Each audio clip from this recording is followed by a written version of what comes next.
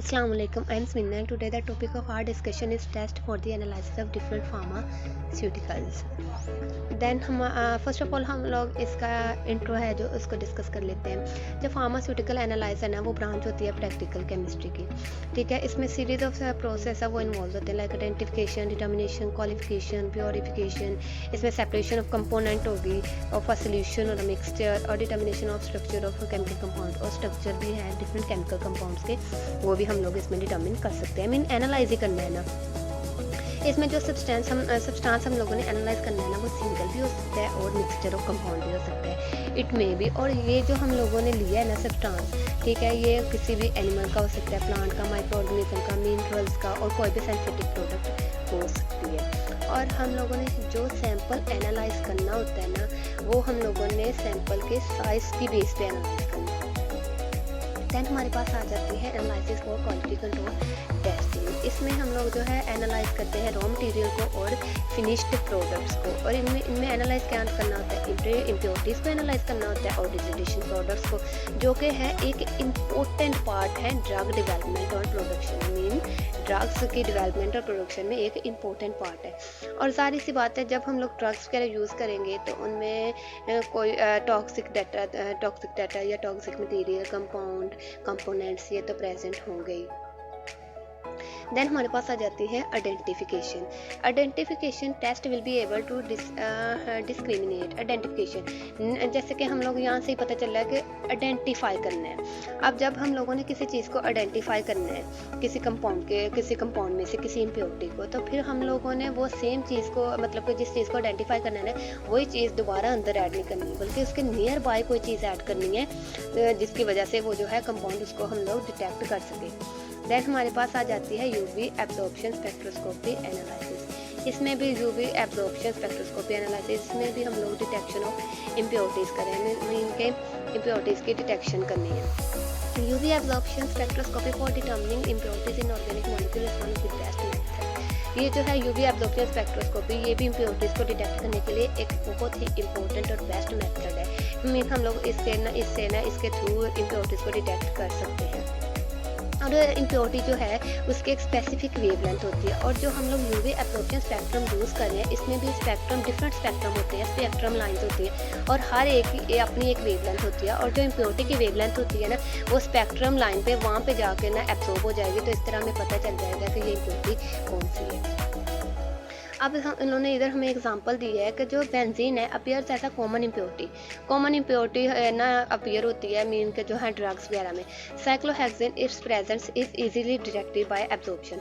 अब हम लोगों ने बेंजीन को डिटेक्ट करना है तो बेंजीन को जो है सोल्यूशन के अंदर ऐड नहीं करना, बल्कि हम लोगों ने साइक्लोहेक्सेन को ऐड करना है इसको डिटेक्ट करने के लिए। और ये हम लोग जो एब्जॉर्प्शन है, ये साइक्लोहेक्सेन की एब्जॉर्प्शन है वो हो जाती है डिटर्मिन 255 नैनोमीटर पे। अब हमारे पास जो है एनालाइज वो भी दो तरह के होते हैं, टू टाइप्स के होते हैं, qualitative and then quantitative.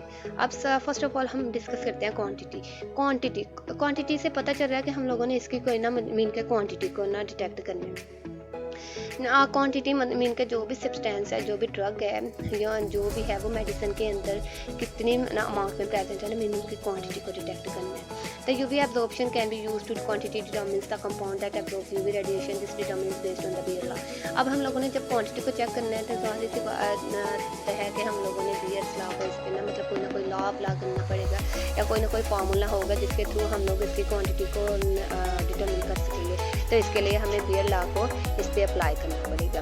Then qualitative analysis, ये भी है identify the type of compound that absorb UV radiation in UV absorption spectrum is commonly used to identify aromatic compound and aromatic compound. अब qualitative में भी हम लोग जो है वो डिफरेंट सब्सटेंसेस को डिटेक्ट कर सकते हैं।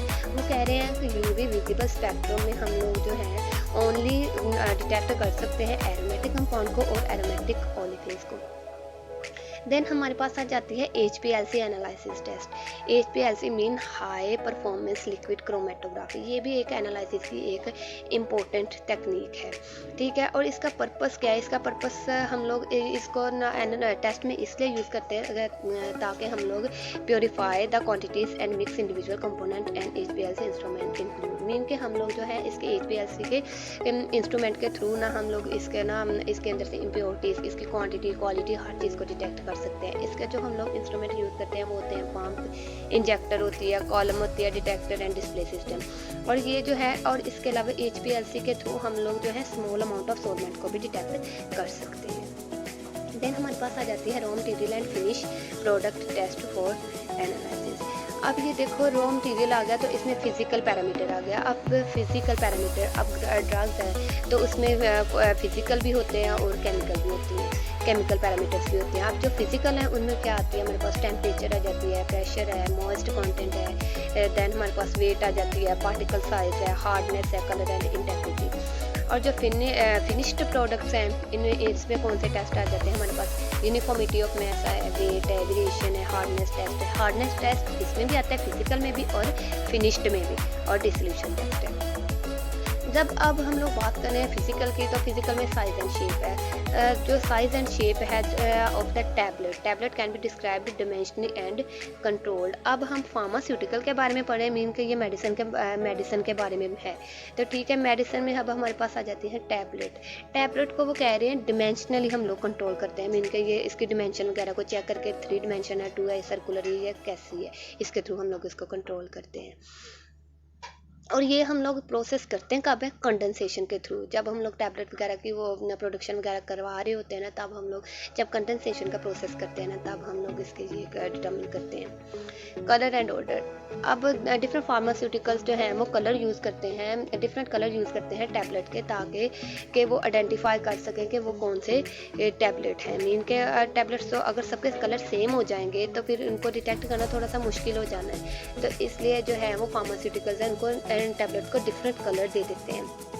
और जो ऑर्डर होती है, ऑर्डर ज़्यादातर वाइटामिन्स में प्राय होती है, वाइटामिन्स वगैरह में होती है। Most content granules. अब यहाँ पे हमारे पास आ जाती हैं ग्रैनुअल्स में अब हम वो कह रहे हैं कि granules should have enough strength. इनके पास इतनी स्ट्रेंथ होनी चाहिए to not break a large amount of fine powder and prevent normal. वो कह रहे हैं कि ग्रैनुअल्स को इतनी ज़्यादा मतलब कि अमाउंट नहीं होनी चाहिए कि ये बिल्कुल ही फाइन पाउडर में कन्वर्ट हो जाए, बल्कि ये नॉर्मल ही रहें। मीन के इनको हैंडल करना, मिक्स करना, इनको ना मतलब कि इनको हैंडल करना और मिक्स करना हमारे लिए ईजी रहे। और ये जो है ग्रैनुअल्स जो है ड्रग प्रोडक्शन में सबसे इम्पोर्टेंट पार्ट है, मतलब कि ये बहुत ज़्यादा इम्पोर्टेंट है। That's the end of my presentation. Thank you.